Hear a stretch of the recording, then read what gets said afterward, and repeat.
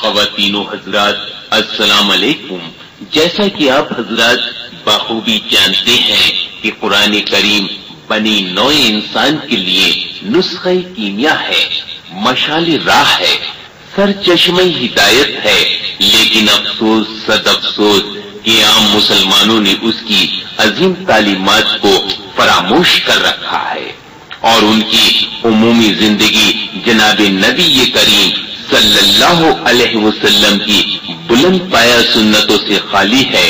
لہذا مسلمان مردوں خواتین کو قرآن حکیم اور احادیث کریمہ کی عظیم تعلیمات سے آشنا کرنے کے لیے امروہہ کے ممتاز عالم دین حضرت مولانا حافظ قاری محمد یوسف صاحب امروہی نے اپنے مکان واقع محلہ بیگم سرائے خرد امروہہ یو پی انڈیا میں تفسیر قرآن مجید کا سلسلہ سن 1996 عیسوی سے خالق کائنات کی توفیق اور اس کے فضل جلیل کے طفیل جاری کر رکھا ہے۔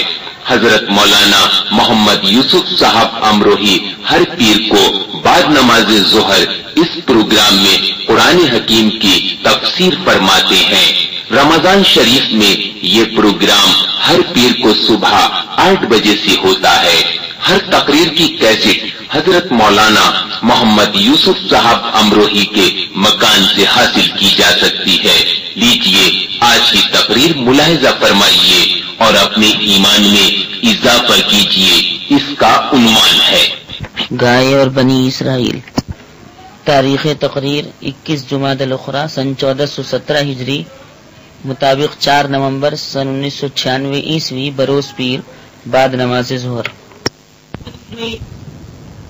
الحمد لله الذي خلق السماوات والأرض ظلمات والنور ثم الذين كفروا بربهم يعدلون والصلاة والسلام الأكملان الأتمان على رسولنا محمد وعلى آله وأصحابه أجمعين ومن تبعهم بإحسان إلى يوم الدين. أما بعد فأعوذ بالله السميع العليم من الشيطان الرجيم. بسم الله الرحمن الرحيم. وإذ قال موسى لقومه إن الله يأمركم أن تذبحوا بقرة قالوا أتتخذنا هزوا قال أعوذ بالله أن أكون من الجاهلين. رب اشرح لي صدري ويسر لي أمري واحلل عقدة من لساني يفقهوا قولي. علم الإنسان ما لم يعلم رب زدني علما.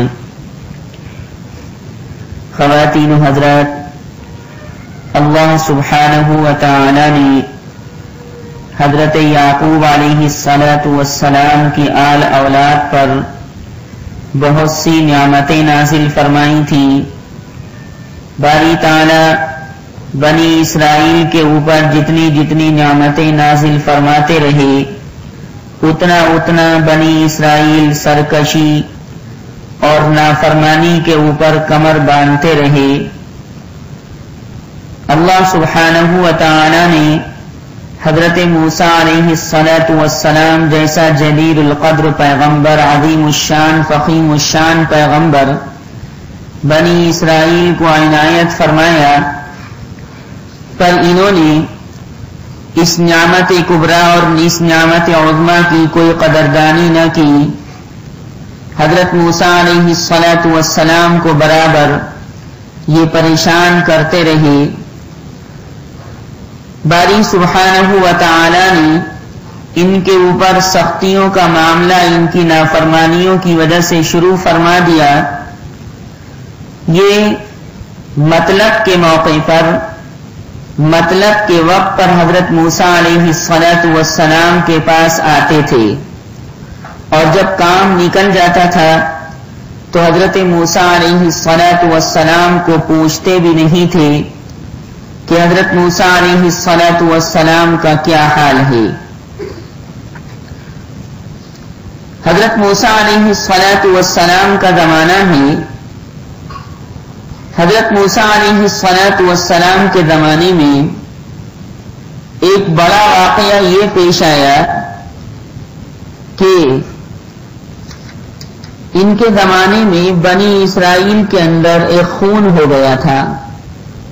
بنی اسرائیل کے ایک آدمی کو جان سے مار ڈالا گیا تھا، اس کا چراغ زندگی گل کر دیا گیا تھا، جس کی وجہ اور جس کا سبب مشکات شریف کی شرح میں، جس کا نام مرقات ہے، یہ لکھا ہے کہ کسی آدمی نے مقتول کی کسی لڑکی سے شادی کی درخواست کی تھی اور یہ کہا تھا کہ آپ اپنی صاحبزادی کی شادی میرے ساتھ کر دیں، میں اس سے نکاح کرنا چاہتا ہوں. مگر اس آدمی نے انکار کر دیا اور یہ کہا کہ میں آپ کے ساتھ ہرگز اپنی صاحبزادی کا نکاح نہیں کروں گا اور میں آپ کو ہرگز اپنا داماد نہیں بناؤں گا.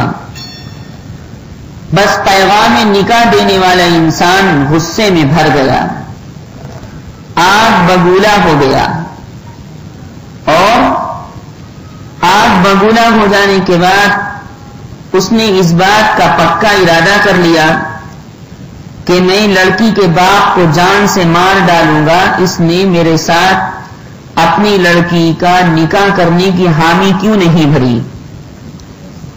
چنانچہ وہ موقع کی تلاش میں رہا اور آخرکار اس نے لڑکی کے باپ کو جان سے مار ڈالا، اور جان سے مار ڈالنے کے بعد اس کی لاش کو سڑک کے اوپر پھینک دیا اور وہاں سے رفو چکر ہو گیا. اس نے راہ فرار اختیار کی. قتل کرنے والا لاپتہ تھا، اس کا پتہ نہ لگتا تھا کہ کس نے اس آدمی کو قتل کیا ہے. اور بعض مفسرین کرام نے حضرت کلبی علیہ الرحمہ کا یہ قول نقل کیا ہے کہ اس وقت تک تورات میں اس کے متعلق کوئی شرعی قانون بھی نازل نہیں ہوا تھا. اس سے معلوم ہوتا ہے کہ یہ قصہ قتل تورات کے نازل ہونے سے پہلے کا ہے. چنانچہ بنی اسرائیل اس لاش کو دیکھتے تھے اور حیرت و استعجاب کا اظہار کرتے تھے کہ کس نے اس کو جان سے مار ڈالا اور کس نے اس کو قتل کر دیا. قاتل کا عطا پتہ نہیں چلتا تھا. چنانچہ بہت زیادہ پریشان ہوئے، اور جب بہت زیادہ پریشان ہو گئے اور کسی پہلو ان کو چین نہ پڑا، لاش برابر سڑک کے اوپر پڑی ہوئی ہے، تو حضرت موسیٰ علیہ السلام کے پاس آئے، اور حضرت موسیٰ علیہ السلام کے پاس آنے کے بعد انہوں نے عرض کیا کہ ایسے ہمارے ایک آدمی کو کسی نے قتل کر دیا ہے اور ہم قاتل کا پتہ لگانا چاہتے ہیں، لیکن کسی بھی طرح قاتل معلوم نہیں ہو پا رہا ہے. ہم چاہتے ہیں کہ قاتل کا پتہ چلے. چنانچہ آپ اپنے پروردگار سے درخواست کیجیے کہ وہ قاتل کا عطا پتہ ہم کو دے دے. حضرت موسیٰ علیہ السلام نے اللہ سبحانہ و تعالی کی بارگاہ میں عرض کیا کہ پروردگار، اس طرح بنی اسرائیل کے ایک آدمی کو قتل کر دیا گیا ہے اور قاتل کا پتہ نہیں چلتا ہے، لہذا آپ چونکہ عالم الغیب والشہادہ ہیں، تمام کی تمام چیزوں کو جاننے والے ہیں، آپ کا علم حقیقی علم ہے، لہذا آپ قاتل کے بارے میں ارشاد فرمائیے کہ اس آدمی کو کس نے قتل کیا ہے. حضرت موسیٰ علیہ السلام نے یہ درخواست اللہ سبحانہ و تعالی کی بارگاہ میں کی. باری تعالیٰ چاہتے تو فوراً قاتل کا نام بتا دیتے، قاتل کا عطا پتہ لگ جاتا، قاتل کے بارے میں ساری معلومات فراہم کر دیتے، لیکن اللہ سبحانہ و تعالی کی حکمت بالغہ کا تقاضا ایسا نہیں ہوا.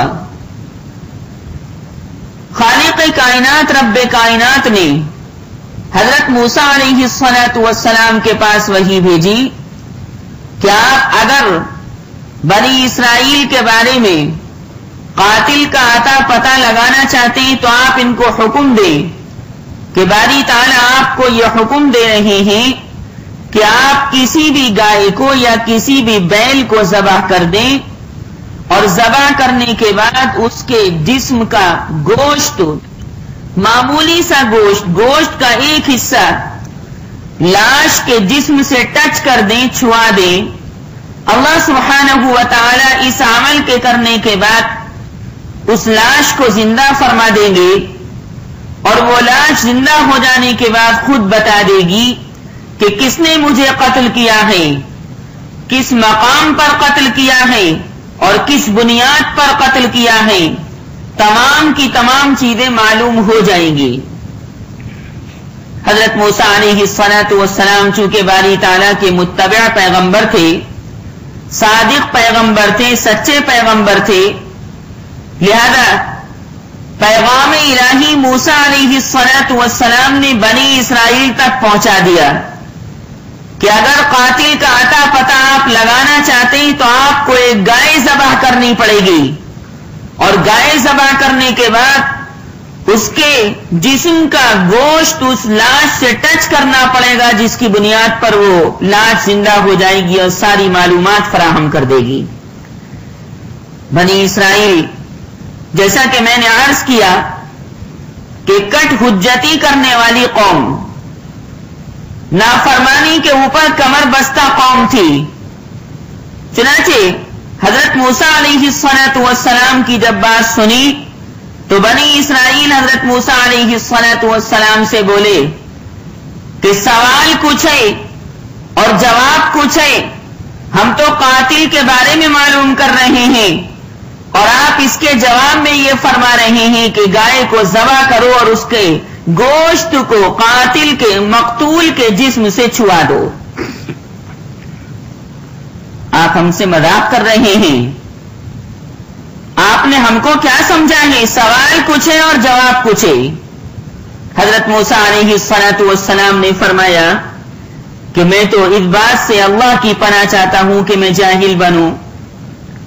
باری تعالیٰ نے جو بات جواب میں ارشاد فرمائی، میں نے آپ تک وہ پیغام الہی پہنچا دیا.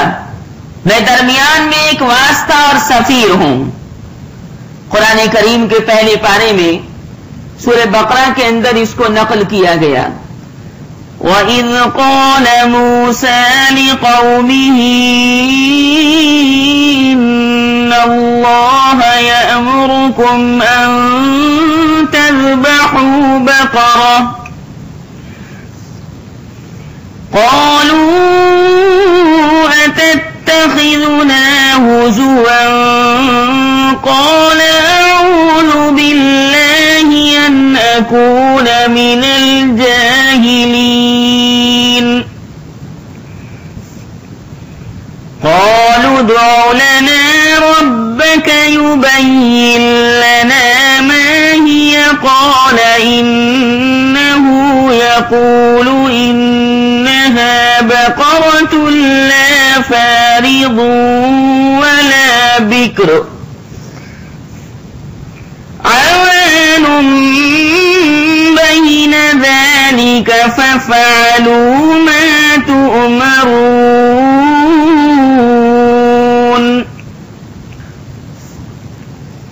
قَالُوا ادْعُ لَنَا رَبَّكَ يُبَيِّن لَّنَا مَا لَوْنُهَا قَالَ إِنَّهُ يَقُولُ إِنَّهَا بَقَرَةٌ صَفْرَاءُ.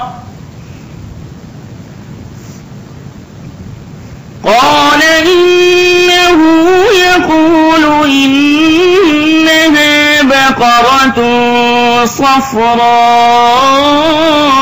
فَاقِعٌ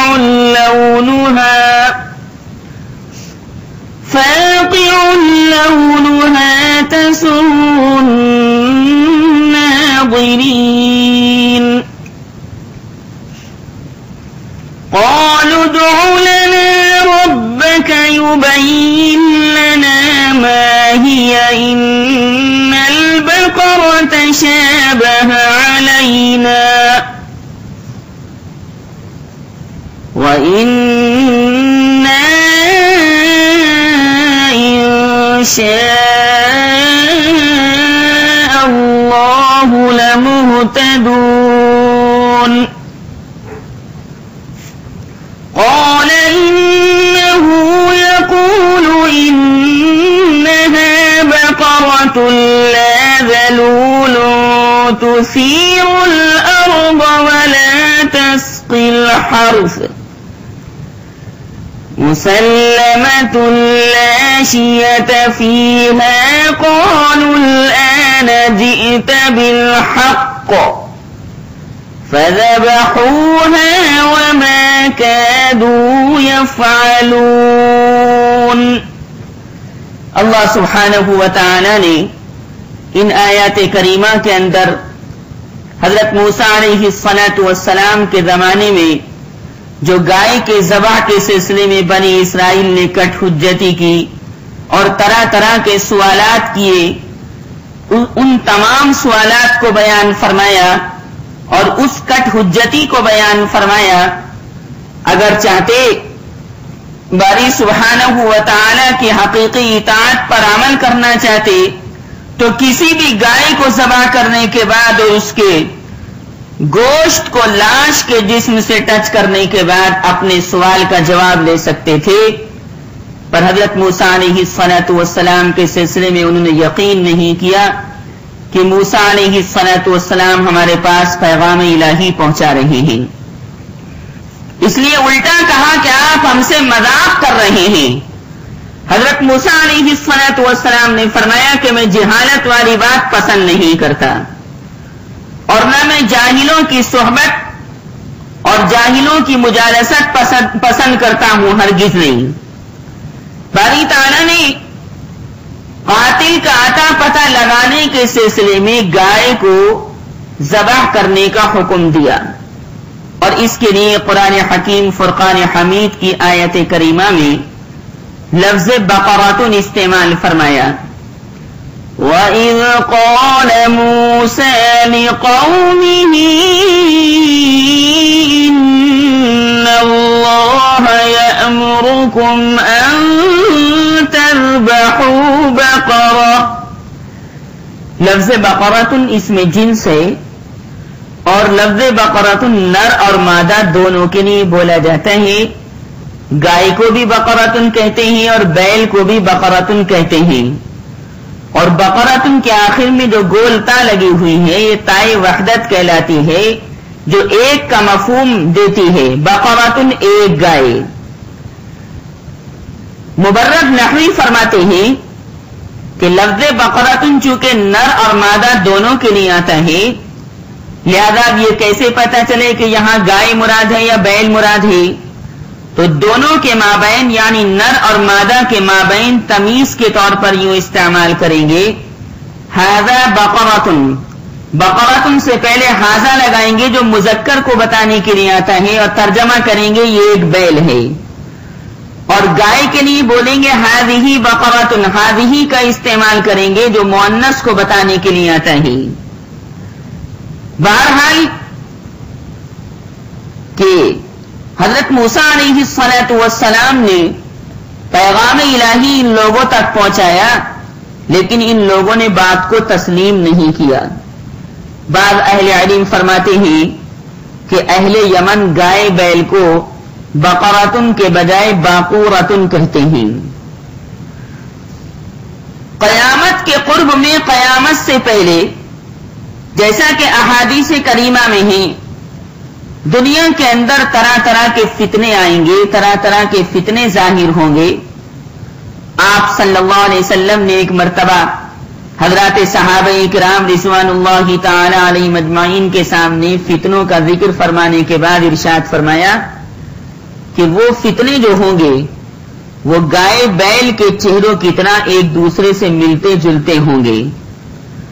اور دوسری حدیث شریف میں یہ بھی الفاظ وارد ہیں کہ رجال بأیدیہم سیاف، رجال بأیدیہم سیاف کأذناب البقر یضربون بها الناس. یعنی قرب قیامت میں کچھ لوگ دنیا میں ایسے ہوں گے جن کے ہاتھوں میں گائے کے دم جیسا کوڑا ہوگا اور وہ اس کوڑے سے لوگوں کو مارا پیٹا کریں گے، دنیا کے اندر فتنہ پھیلائیں گے۔ تو عرض کرنے کا منشا یہ ہے کہ یہ لوگ گائے کو ذبح کر دیتے یا بیل کو ذبح کر دیتے اور اپنا جواب حاصل کر لیتے، لیکن انہوں نے ایسا کیا نہیں۔ یہ گائے بیل کیا ہے؟ گائے بیل طاقتور اور نفع بخش جانور ہوتے ہیں۔ اللہ تعالیٰ نے انہیں انسانوں کے تابع اور فرما بردار بنا کر پیدا کیا ہے۔ درندوں کی طرح انہیں اپنی مدافعت اور بچاؤ کے لیے ہتھیار نہیں دیے، اس لیے کہ یہ جانور انسان کے زیر اطاعت رہتے ہیں۔ چنانچہ انسان ہی گائے بیل کو ان کے دشمنوں سے نجات دلاتا ہے، ان میں ہونے والے مضرات اور نقصانات کو دور کرتا ہے۔ اگر ان جانوروں میں ہتھیار کے قبیل کی کوئی چیز پیدا کر دی جاتی تو پھر یہ جانور انسان کے تابع نہ رہتے اور ان کو انسان کے لیے قابو میں کرنا دشوار ہو جاتا۔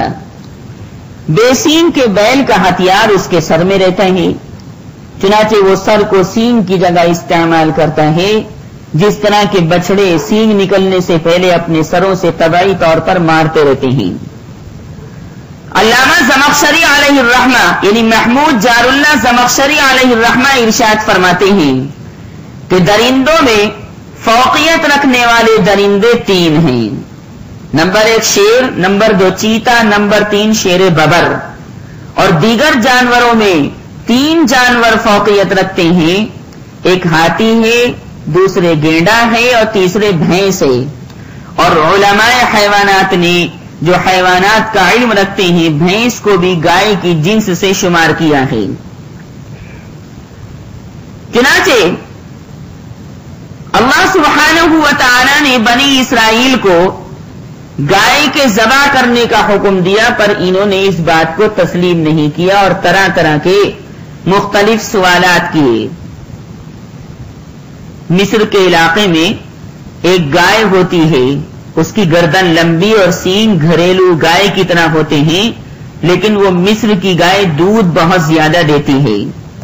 علامہ مسعودی علیہ الرحمہ ارشاد فرماتے ہیں کہ میں نے مقام رے میں ایک گائے دیکھی ہے جو اونٹ کی طرح بیٹھتی تھی اور وہ اپنے بوجھ کے ساتھ ہی اونٹ کی طرح حملہ کر دیتی تھی، لیکن اس کے اوپر کے دونوں دانت گائے کی طرح نہیں تھے اور یہ گھاس وغیرہ نیچے کے دانتوں سے کھاتی تھی۔ اللہ تعالیٰ کی عجیب قدرت کاملہ کا یہ نمونہ تھی۔ بہرحال بنی اسرائیل کو چاہیے تھا کہ وہ کوئی بھی گائے ذبح کر دیتے، لیکن نہیں کیا۔ وَإِذْ قَالَ مُوسَى لِقَوْمِهِ إِنَّ اللَّهَ يَأْمُرُكُمْ أَن تَذْبَحُوا بَقَرَةً قَالُوا أَتَتَّخِذُنَا هُزُوًا قَالَ أَعُوذُ بِاللَّهِ أَنْ أَكُونَ مِنَ الْجَاهِلِينَ۔ الٹا حضرت موسیٰ علیہ السلام سے کہا کہ آپ یہ جواب دے کر ہم سے مذاق کر رہے ہیں، ہمارے ساتھ کھلواڑ کر رہے ہیں۔ قالوا اتتخذنا ہزوا کا یہی مطلب ہے۔ حضرت موسیٰ علیہ السلام نے بھی فرما دیا کہ میں جاہل نہیں ہوں اور نہ جاہلانہ باتیں اپنی زبان سے نکالتا ہوں۔ بنی اسرائیل نے جب یہ بات محسوس کر لی اور اس بات کا ان کو یقین ہو گیا کہ بھائی لاش کے قاتل کا اتا پتہ معلوم کرنے کے لیے گائے کو ہمیں ذبح کرنا ہی پڑے گا، تو حضرت موسیٰ علیہ السلام سے آ کر بولے کہ آپ اپنے رب سے ہمارے واسطے درخواست کیجئے کہ اللہ سبحانہ و تعالی ہم سے بیان کر دیں کہ اس گائے کے کیا کیا اوصاف ہیں، کیا کیا صفات اس گائے کے اندر ہیں۔ یہ حضرت موسیٰ علیہ السلام سے آ کر بنی اسرائیل نے کہا۔ چنانچہ موسیٰ علیہ السلام نے باری تعالیٰ کی بارگاہ میں یہ التماس کی، رب کائنات نے، خالق کائنات نے، آسمان زمین کے پیدا کرنے والے خدا نے جواباً ارشاد فرمایا کہ وہ گائے ایسی ہو کہ نہ بوڑھی ہو اور نہ بہت چھوٹی ہو بلکہ درمیانی عمر کی ہو۔ اب زیادہ حجتیں کرنے کی ضرورت نہیں، بلکہ جو حکم یعنی گائے کے ذبح کرنے کا حکم جو آپ کو دیا گیا ہے اس کو آپ کر لیں تو معاملہ نمٹ جائے گا، تمام کی تمام پریشانیاں ختم ہو جائیں گی۔ قالوا ادع لنا ربك يبين لنا ما هي قال إنه يقول إنها بقرة قال إنه يقول إنها بقرة لا فارض ولا بكر عوان بين ذلك فافعلوا ما تؤمرون۔ لا فارض ولا بكر، نہ بوڑھی ہو اور نہ بالکل چھوٹی عمر کی ہو بلکہ اوسط درجے کی ہو، اوسط عمر والی ہو، درمیانی عمر والی ہو، اور دیکھو یہ کام کر ڈالو، فَفَعَلُوا مَا تُؤْمَرُونَ۔ تو بنی اسرائیل اگر چاہتے تو باری تعالیٰ نے جو یہ صفت گائے کی بیان فرمائی فوراً اس پر عمل کر لیتے اور اس کو ذبح کر دیتے، لیکن نہیں، یہ باری تعالیٰ کی بارگاہ میں برابر سوالات کرتے چلے جا رہے ہیں اور کہنا نہیں مان رہے ہیں، باری تعالیٰ کی جانب سے سختی بڑھ رہی ہے۔ کوئی سی بھی گائے اگر ذبح کر دیتے، کالی ہوتی، پیلی ہوتی، سفید ہوتی، چتکبری ہوتی، بوڑھی ہوتی، درمیانی درجے کی ہوتی، اوسط عمر کی ہوتی یا چھوٹی ہوتی، وہ کافی ہو جاتی، پر انہوں نے سوالات کرنے شروع کیے، باری تعالیٰ کی طرف سے سختیاں آنی شروع ہوئیں۔ قالوا ادع لنا ربك يبين لنا ما هي قال إنه يقول إنها بقرة لا فارض ولا بكر عوان بين ذلك فافعلوا ما تؤمرون۔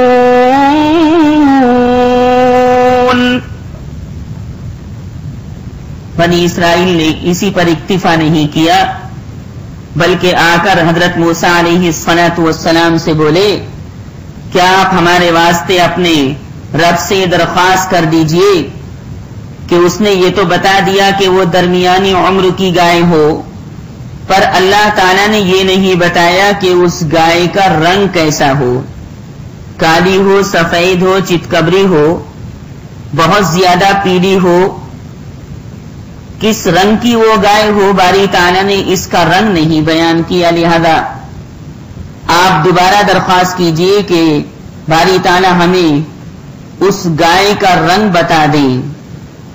اللہ سبحانہ و تعالی نے سختی فرمائی اور ارشاد فرمایا کہ جو گائے آپ ذبح کریں آپ اس کا رنگ معلوم کر رہے ہیں تو وہ ہر طرح پیلی ہونی چاہیے، ہر طرح زرد ہونی چاہیے اور اس کی زردی پیلا پن گہرا ہونا چاہیے، پوری کھال کے اوپر پیلے پن کے علاوہ کوئی دوسرا رنگ نہ ہو، حتیٰ کہ اس کے سینگ تک پیلے ہوں، پیر بھی پیلے ہوں، اس کے کھر بھی پیلے ہوں، اس کے جسم پر جو بال ہوں وہ بھی پیلے ہوں، پوری کی پوری گائے پیلی پیلی ہو، آگے سے پیچھے سے دائیں سے بائیں سے اوپر سے نیچے سے ہر جگہ پیلا پن موجود ہو اور گہرا پیلا پن ہو، ہلکے کلر کی نہ ہو۔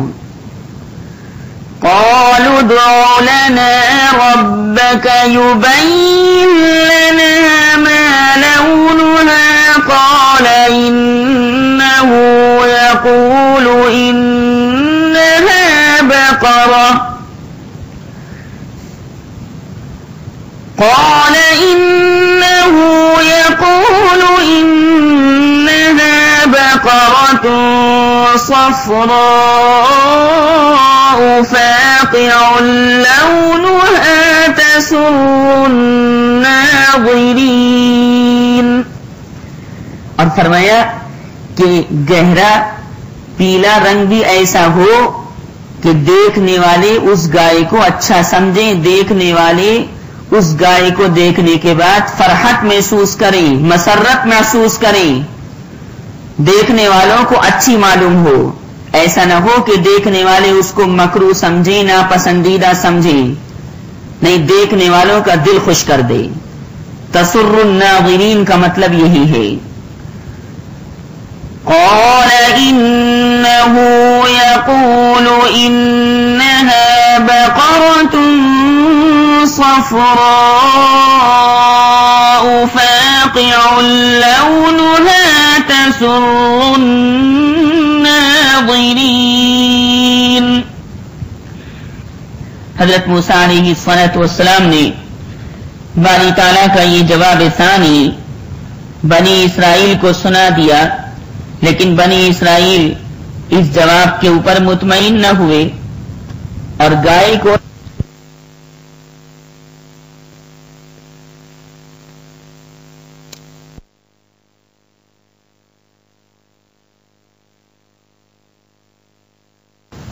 ایک اور سوال حضرت موسیٰ علیہ السلام کے سامنے رکھا اور اس سوال کے بارے میں بھی یہ کہا کہ اللہ سبحانہ و تعالی کے سامنے اس کو رکھیں.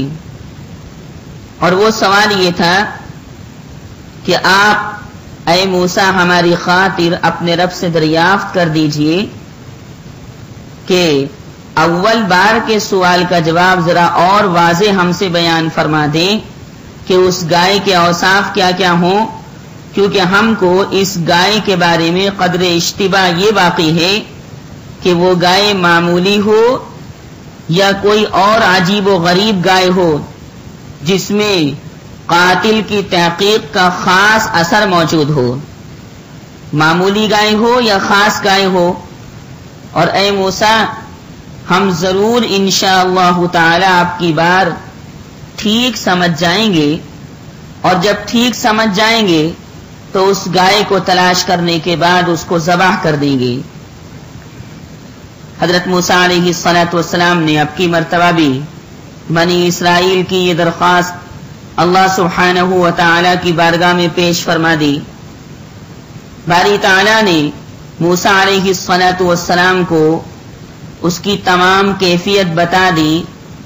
چنانچہ حضرت موسیٰ علیہ السلام نے بنی اسرائیل کو یہ جواب دیا کہ حق تعالی یوں ارشاد فرماتے ہیں کہ وہ گائے کوئی عجیب و غریب جانور نہیں ہے، یہی معمولی گائے ہے.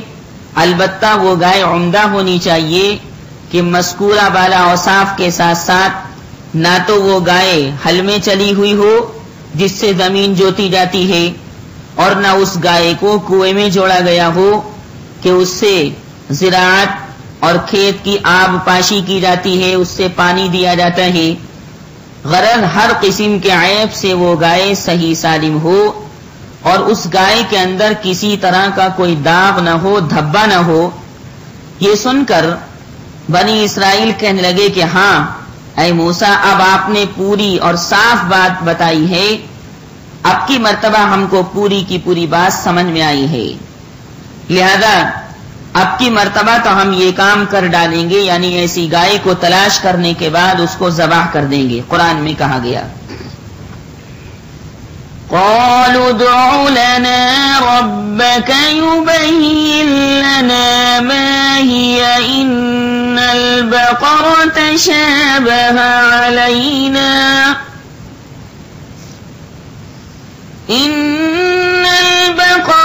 شابه علينا وإنا إن شاء الله لمهتدون. قال إنه يقول إنها بقرة لا ذلول تثير الأرض ولا تسقي الحرث مسلمة لا شية فيها قالوا الآن جئت بالحق فذبحوها وما كادوا يفعلون. اللہ تعالی نے فرما دیا کہ اس گائے کے اندر کوئی داغ نہ ہو، دھبا نہ ہو، لاش ابھی وہیں پر پڑی ہے، اس لیے کہ معاملہ گمبھیر ہے. اور جب اس لاش کو وہاں سڑک کے اوپر پایا گیا تو آپس میں چیمیں گوئیاں ہوئیں کہ بھئی اس نے ایسا کون سا گناہ کیا، کون سی غلطی کی جس کی بنیاد پر اس کو جان سے مار ڈالا گیا. بھئی کس نے اس کو جان سے ختم کر دیا، کس نے اس کا چراغ زندگی گل کر دیا. تو ایک دوسرے کے اوپر وہ اس قتل کو ڈالنے لگے.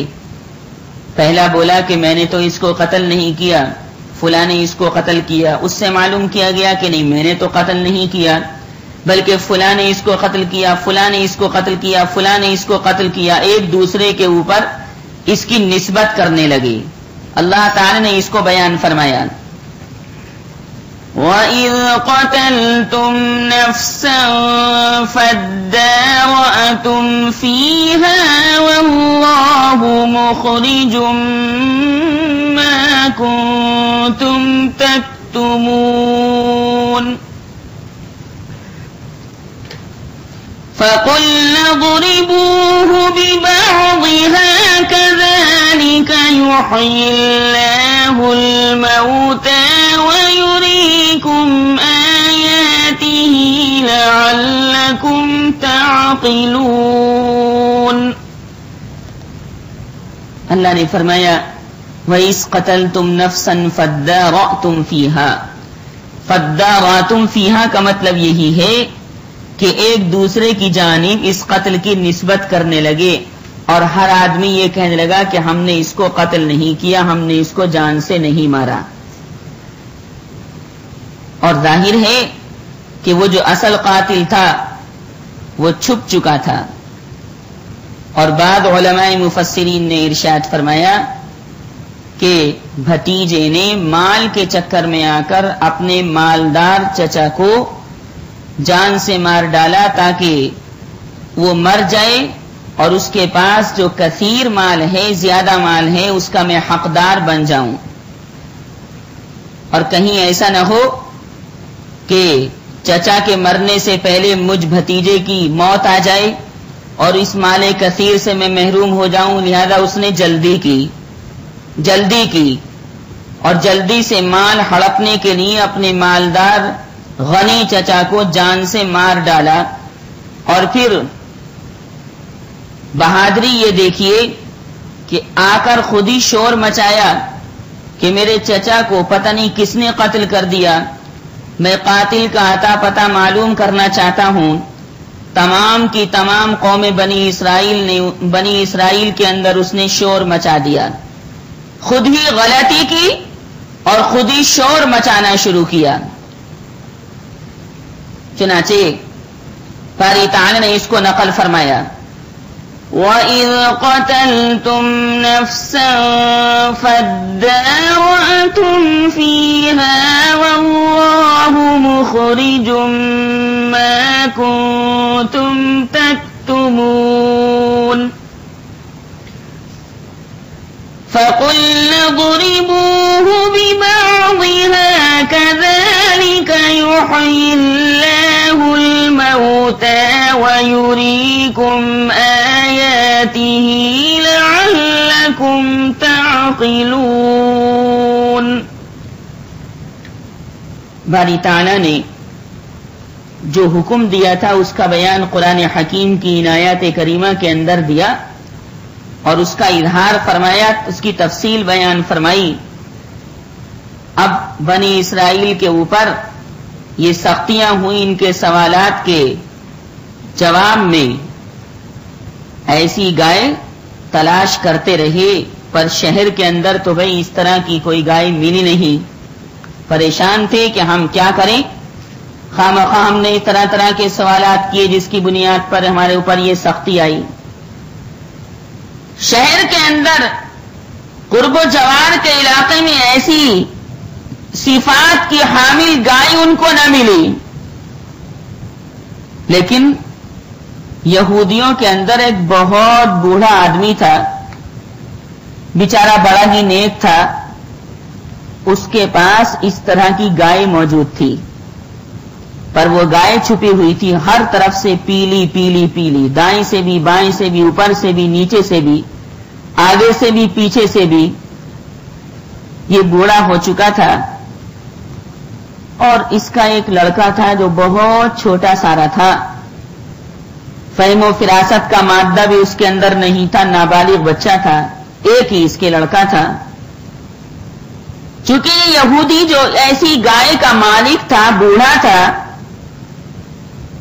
یہ اس گائے کو لے کر جنگل میں پہنچا اور وہاں جانے کے بعد گائے کو اپنے سامنے کھڑا کیا اور اللہ سبحانہ و تعالی سے اس نے مناجات کرنا شروع کی، دعا مانگنا شروع کی اور اپنی دعا میں اللہ سبحانہ و تعالی سے یہ عرض کیا کہ پروردگار، اے رب کائنات، میں اس گائے کو آپ کے سپرد کرتا ہوں. میرا لڑکا بہت چھوٹا ہے، نابالغ ہے، ناسمجھ ہے، ضعیف کمزور ہے. جب تک کہ میرا لڑکا بڑا نہ ہو جائے اس کو میں آپ کے حوالے کرتا ہوں. یہ نابالغ لڑکا بھی اپنے والدین کا بڑا ہی اطاعت گزار اور فرما بردار تھا. اپنی ماں کا بھی کہنا مانتا تھا، اپنے والد صاحب کا بھی کہنا مانتا تھا، نہ ماں کو ستاتا تھا نہ باپ کو ستاتا تھا. باپ نے یہ گائے، ایسی صفات کی حامل گائے، اللہ سبحانہ و تعالی کے سپرد کر دی. اب باری تعالیٰ اس کے محافظ پہلے بھی تھے اور اب چونکہ اس مجازی مالک نے اس گائے کو حقیقی مالک کے بالکل سپرد کر دیا، یعنی اللہ تعالیٰ کے سپرد کر دیا، لہذا یہ گائے وہیں جنگل میں رہتی تھی، چرتی تھی، کھاتی تھی، پیتی تھی، یہاں تک کہ اس گائے کی عمر اور زیادہ ہو گئی اور اس میں طاقت اور قوت آ گئی. علماء نے ارشاد فرمایا کہ یہ گائے سب سے اچھی گائے تھی اور وہ تمام اوصاف اس گائے کے اندر موجود تھے جو حق تعالی نے یہودیوں کو ذبح کی جانے والی گائے کے بارے میں بتائے تھے. اب یہ بنی اسرائیل یہودی اس طرح کی گائے کو تلاش کرتے رہے پر ایسی گائے ان کو کہیں نہ ملی. آخرکار معلوم کرتے کرتے ان کو یہ پتا چلا کہ ایسی گائے، ایسی صفات کی حامل گائے ایک جنگل کے اندر موجود ہے اور اس گائے کا جو مالک ہے وہ تو انتقال کر چکا ہے، بوڑھا تھا، لیکن اب اس گائے کا مالک موجودہ زمانے میں اس کا ایک لڑکا ہے. چنانچہ یہ بنی اسرائیل اس کا مکان تلاش کرتے کرتے لڑکے کے پاس پہنچے. اس کی ماں بھی، یعنی لڑکے کی ماں بھی موجود تھی. یہودیوں نے اس لڑکے سے اور اس کی ماں سے اس گائے کا سودا کیا. چنانچہ وہ لڑکا بولا کہ اگرچہ مارکیٹ کے اندر گائے بڑی سستی مل رہی ہے، اس زمانے میں 3-4 اشرفیوں میں گائے اچھی سے اچھی آ جاتی تھی، لیکن وہ بولا کہ میں 3-4 اشرفیوں کے اندر 3-4 دیناروں کے اندر اس گائے کو آپ کے ہاتھ نہیں بیچوں گا، میرا مطالبہ کچھ اور ہی ہے. بنی اسرائیل بولے کہ بتائیے آپ کا کیا مطالبہ ہے، آپ اس کی کیا قیمت لگاتے ہیں؟ وہ لڑکا بولا کہ اس گائے کے اوپر جو کھال ہے اس ساری کھال کے اندر جتنا سونا تم سے بھرا جا سکے اتنا سونا اس گائے کی کھال کے اندر بھر دو، بس وہی سونا اس گائے کی قیمت ہے. اندازہ لگایا گیا کہ کتنا سونا اس گائے کی کھال میں سما سکتا ہے. اندازہ لگانے کے بعد بنی اسرائیل نے سونے کا چندہ کیا اور اپنی تمام کی تمام قوم سے اتنا سونا حاصل کرنے کے بعد لڑکے کے پاس گئے اور لڑکے کو وہ سونا دیا اور اس سے اس گائے کو خرید لیا. گائے بنی اسرائیل کے پاس آ گئی. چنانچہ یہ گائے کو لے کر اس مقام پر آ گئے جہاں پر وہ لاش پڑی ہوئی تھی. اور خدا تعالیٰ کی قدرت دیکھیے کہ اس لاش کے اندر اتنے دن گزرنے کے بعد بھی بدبو پیدا نہیں ہوئی، نہ وہ پھولی اور نہ پھٹی، چونکہ باری سبحانہ و تعالی اس کی حفاظت فرما رہے تھے.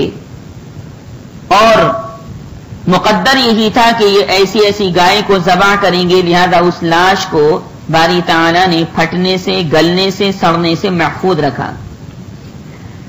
یہ اس گائے کو لے کر لاش کے قریب آئے اور لاش کے قریب آ جانے کے بعد اس گائے کو ذبح کیا. اور ذبح کرنے کے بعد اس کی کمر کی ہڈی یا اس گائے کی دم کی جڑ کا گوشت یا اس گائے کی زبان نکال کر کاٹ کر اس کی ایک بوٹی لاش کے جسم سے چھوا دی. جیسے ہی انہوں نے اس بوٹی کو لاش کے جسم سے چھوایا فوراً وہ لاش زندہ ہو گئی. اور زندہ ہو جانے کے بعد اس نے بتا دیا کہ فلاں فلاں آدمی نے مجھے قتل کیا ہے، فلاں فلاں مقام پر قتل کیا ہے، اور فلاں فلاں سبب اور علت کی بنیاد پر مجھے قتل کیا ہے. اور یہ کہہ کر پھر وہ مر گیا. بنی اسرائیل نے حقیقت حال جانی اور حقیقت حال جاننے کے بعد اس قاتل کو پکڑ لیا جس کا عطا پتہ اس لاش نے زندہ ہو جانے کے بعد دیا تھا، اور اس کو بدلے میں قصاص میں قتل کر دیا. اللہ سبحانہ و تعالی نے یہ واقعہ قرآن کریم میں کیوں نقل فرمایا؟ باری تعالی نے قرآن کریم فرقان حمید میں جو چیزیں نقل فرمائی ہیں پرانے زمانے سے تعلق رکھنے والی، وہ بھی بغیر حکمت کے نقل نہیں فرمائی. اللہ تعالی نے اس گائے کے واقعے کو قرآن مجید فرقان حمید میں اس لیے نقل فرمایا تاکہ کفار مکہ کی تردید ہو جائے. مکہ مکرمہ کے کفار اور مشرکین آقائے مدنی صلی اللہ علیہ وسلم سے کہتے تھے کہ آپ جو کہتے ہیں کہ مرنے کے بعد ہمیں دوبارہ زندہ ہونا ہے، قیامت قائم ہونی ہے، اور باری تعالی ہمارے تمام اعمال، افعال، اشغال، کردار، اخلاق، عادات کا حساب لیں گے، اور وہاں ایک مجلس حساب قائم ہوگی، اور اچھے لوگ جنت الفردوس میں اور اس کی نعمتوں کے اندر چلے جائیں گے، اور برے لوگ آتش جہنم میں جائیں گے اور اس کے عذابوں کے اندر گرفتار کیے جائیں گے. ہم اس پر یقین نہیں رکھتے، بس جو زندگی ہے یہی زندگی ہے، ہم مر جائیں گے، مرنے کے بعد ہمیں زندہ ہونا نہیں. باری تعالیٰ نے ارشاد فرمایا کہ جو ذات گرامی دنیا کے اندر گائے کی ایک بوٹی کے ٹچ کر دینے کے بعد لاش کو زندہ کرنے پر قادر ہے، ظاہر ہے کہ وہ ذات قدسی صفات، ذات خداوندی، ذات رب تعالی، ذات شائن شائع مطلق، ذات قادر مطلق تمام کے تمام مردوں کو دوبارہ زندہ کرنے پر بھی قادر ہے. اس نے فرمایا وَإِذْ قَتَلْتُمْ نَفْسًا فَادَّارَأْتُمْ فِيهَا وَاللَّهُ مُخْرِجٌ مَا كُنتُمْ تَكْتُمُونَ فَقُلْنَا اضْرِبُوهُ بِبَعْضِهَا كَذَلِكَ يُحْيِي اللَّهُ الْمَوْتَى وَيُرِيكُمْ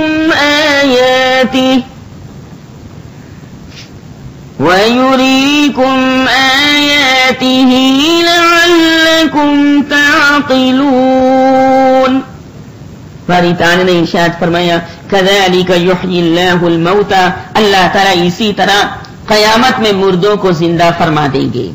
اس بنیاد پر یعنی کفار مکہ کے عقیدہ باطلہ اور غلط قسم کے اس خیال کی تردید فرمانے کے لیے قرآن حکیم کے اندر اس واقعے کو بیان فرمایا گیا تاکہ آقا مدنی صلی اللہ علیہ وسلم کی ذات گرامی اور آپ کے اقوال اور آپ کے افعال اور آپ کے کردار کی تائید کر دی جائے اللہ سبحانہ و تعالی کی طرف سے۔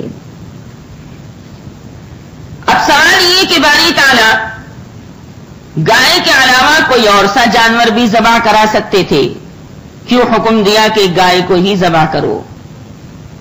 جواب یہ ہے کہ گائے کو ذبح کرنے کے سلسلے میں اللہ سبحانہ و تعالی نے اس لیے حکم دیا کہ گائے یہودیوں کے مذہب میں قربانی کے جانوروں کے سلسلے کا سب سے بہترین جانور سمجھا جاتا تھا۔ اس لیے حکم دیا کہ جس جانور کو تم سب سے بہتر سمجھتے ہو جو گائے ہے، اس کو تم اس کام کے لیے ذبح کرو۔ اور دوسری حکمت گائے کو ذبح کرنے کے سلسلے میں یہ ہے کہ آپ کو معلوم ہے کہ یہودیوں نے حضرت موسیٰ علیہ السلام کے کوہ طور پر تشریف لے جانے کے بعد گائے کے بچڑے کی پوجا کی تھی اور گائے کے بچڑے کو معبود بنایا تھا، اسی کے سامنے سر جھکاتے تھے، گائے کے بچڑے کے سامنے دعائیں مانگتے تھے، گائے کے بچڑے کو نافع اور ضار سمجھتے تھے کہ یہ نفع بخشے اور یہ ضرر پہنچانے والا ہے اور یہی بیماریوں کو دور کرنے والا ہے، لہذا اس کی عبادت میں لگ گئی۔ اللہ سبحانہ و تعالی اس سے ناراض ہوئے کہ میری ذات واحدہ کو چھوڑ کر اور میری بارگاہ سے علیحدہ ہو کر گائے کے بچڑے کی انہوں نے پوجا کرنی شروع کی، لہذا قاتل کا آتا پتہ معلوم کرانے کے لیے انہی بنی اسرائیل کے ہاتھوں گائے کو ذبح کرانا چاہیے تاکہ ان کے سامنے گائے کے معبود باطل ہونے کا معاملہ واشگاف ہو جائے، کھل جائے، اور ان کے سامنے اسی دنیا کے اندر یہ بات آ جائے کہ ہم غلطی پر تھے۔ اگر یہ گائے معبود بنائے جانے کے قابل ہوتی تو ہمارے ذبح کرنے کے باوجود بھی ذبح نہ ہوتی، کیونکہ خدا کو موت نہیں آتی۔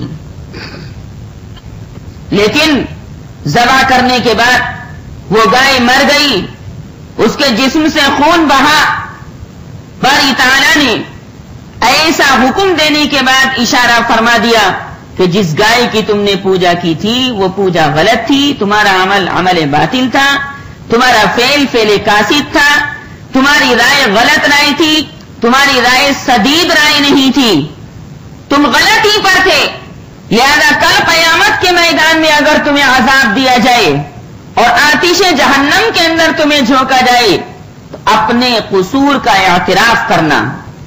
اللہ سبحانہ و تعالی تو ظاہر سی بات ہے کہ مخلوق کے اوپر، بندوں کے اوپر رحمت کاملہ ہی نازل فرمانا چاہتے ہیں، لہذا گائے کو ذبح کرنے کا حکم دیا کہ اپنے اسی خدا کو اپنے ہاتھ سے ذبح کرو تاکہ پتہ چل جائے کہ یہ خدا نہیں، کیونکہ اگر یہ خدا ہوتا تو اس کے اعضاء نہ ہوتے، اس کی آنکھیں نہ ہوتی، کان نہ ہوتے، ناک نہ ہوتی، وغیرہ وغیرہ، اس کا کوئی رنگ نہ ہوتا، کیونکہ اللہ سبحانہ و تعالی تمام کے تمام اعضاء سے منزہ اور مبرہ ہیں۔ بہرحال یہ واقعہ قرآن کریم کے اندر نقل کیا گیا۔ حضرت عبداللہ ابن عباس فرماتے ہیں کہ ایک مرتبہ ایک بادشاہ محل سے نکل کر سلطنت کی دیکھ بھال کے لیے نکلا کہ دیکھو تو صحیح کہ میری رعایا کیا کرتی ہے، لیکن وہ رعایا سے، عوام سے، پبلک سے خطرہ محسوس کر رہا تھا، چنانچہ وہ ایک ایسے آدمی کے پاس مقیم ہوا جس کے پاس ایک گائے تھی۔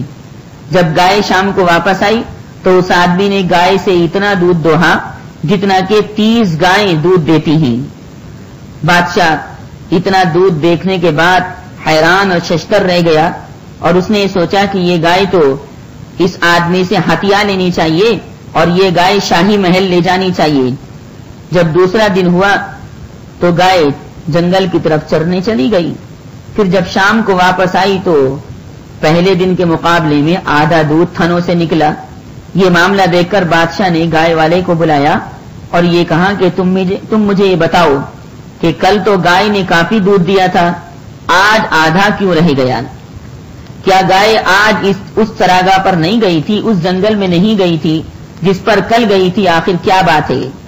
تو مالک نے جواب دیا کہ نہیں، جس جنگل میں چرنے کے لیے کل گئی تھی اسی جنگل میں آج بھی گئی تھی، لیکن آج ایسا لگتا ہے کہ ہمارے ملک کا جو بادشاہ ہے اس کی نیت غلط ہو گئی ہے، اور ایسا لگتا ہے کہ شاید اس کے قلب کے اندر یہ خیال آیا ہے کہ ہم سے وہ اس گائے کو ہتھیالے شاہی محل کے اندر لے جائے۔ بادشاہ کی نیت خراب ہو گئی، اور قاعدہ یہ ہے کہ جب بادشاہ بگڑتا ہے تو اس کی نحوست، اس کی بدنیتی کی نحوست تمام کی تمام چیزوں پر پڑتی ہے، حتیٰ کہ جانوروں پر بھی یہ نحوست پڑتی ہے، پھلوں کے اوپر بھی یہ نحوست پڑتی ہے، اشجار یعنی درختوں کے اوپر بھی یہ نحوست پڑتی ہے۔ اور جب بادشاہ ظالم ہو جاتا ہے، نیت خراب ہو جاتی ہے، تو برکت ختم ہو جاتی ہے۔ اب اس بادشاہ نے اس آدمی کو یہ تو بتایا نہیں تھا کہ بھئی میں بادشاہ ہوں، دل کے اندر اس نے توبہ کی، اور اس نے اپنے دل کے اندر اس بات کا عزم مصمم کیا کہ میں اس گائے کو اس سے نہیں لوں گا اور اسی کے پاس رہنے دوں گا۔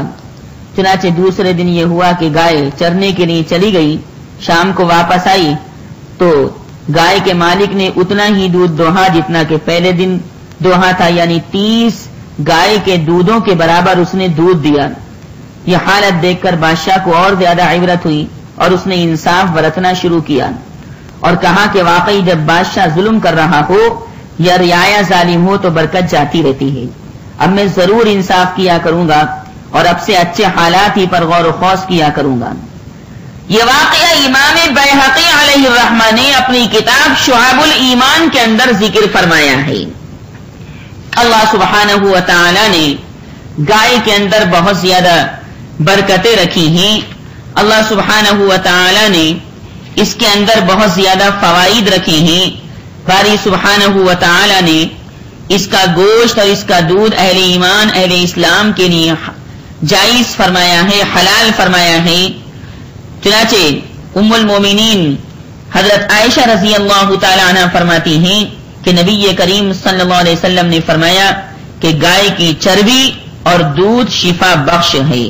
نبی کریم صلی اللہ علیہ وسلم نے اس کے اوصاف کو بیان فرمایا۔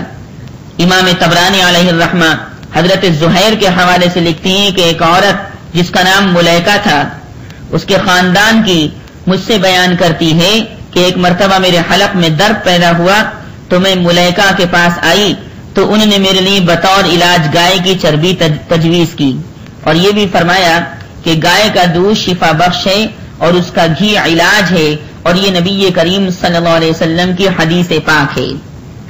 تو آج میں یہ کر رہا تھا کہ باری سبحانہ و تعالی نے گائے کے اندر بہت زیادہ فوائد رکھے ہیں۔ اب باری سبحانہ و تعالی نے بنی اسرائیل کو گائے کے ذبح کرنے کا حکم دیا۔ اگر یہ اطاعت گزار ہوتے، فرما بردار ہوتے، تو ظاہر ہے کہ فوراً کسی بھی گائے کو ذبح کر کے اپنا جواب حاصل کر سکتے تھے۔ باری تعالی نے مخلوق کے اندر درجات کا فرق رکھا ہے، درجات کا تفاوت رکھا ہے۔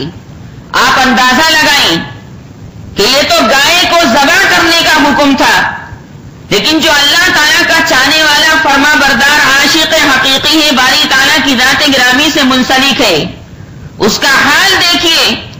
یہ حضرت خلیل اللہ ابراہیم علیہ السلام ہے کہ باری تعالیٰ نے ان کو حکم دیا کہ اپنے لخت جگر نور نظر اسماعیل علیہ السلام کو میری راہ میں قربان کر دو، تو خلیل اللہ ابراہیم علیہ السلام نے سوالات نہیں کیے، تعویلات نہیں کی، بلکہ فرما برداری کا مظاہرہ فرماتے ہوئے حضرت اسماعیل علیہ السلام کو ذبح کے لیے لے جانے لگے۔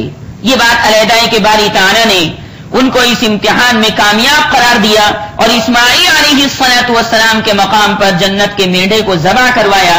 لیکن غور فرمائیے کہ بیٹے کو ذبح کرنے کا حکم، جو پیارا بیٹا تھا، ابراہیم فوراً تیار ہو جاتے ہیں، لیکن بنی اسرائیل کا فرق دیکھیے کہ گائے کو ذبح کرنے کا حکم دیا، طرح طرح کی کٹ حجتیاں کی، طرح طرح کے سوالات اللہ سبحانہ و تعالی کی بارگاہ میں کروائے۔